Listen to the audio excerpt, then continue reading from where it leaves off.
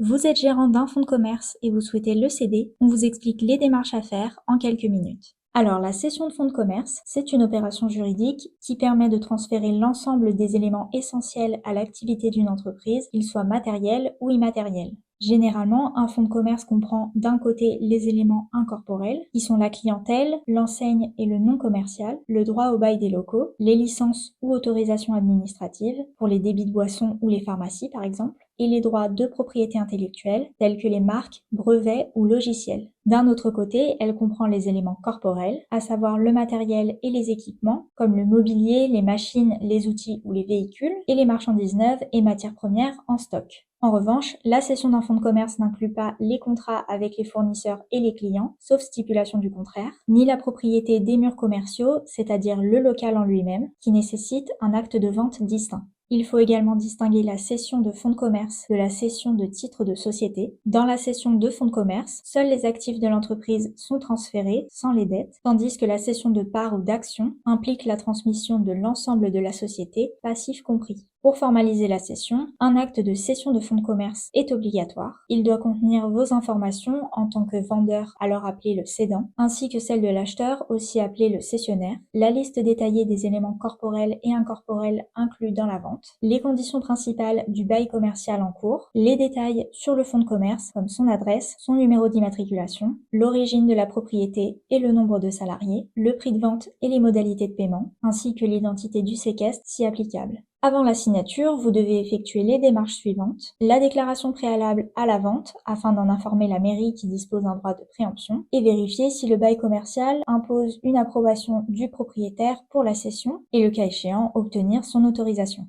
Après la signature, l'acheteur doit enregistrer l'acte auprès des services fiscaux et régler les droits d'enregistrement correspondants, ainsi que publier un avis de cession dans un journal d'annonce légale pour informer les tiers.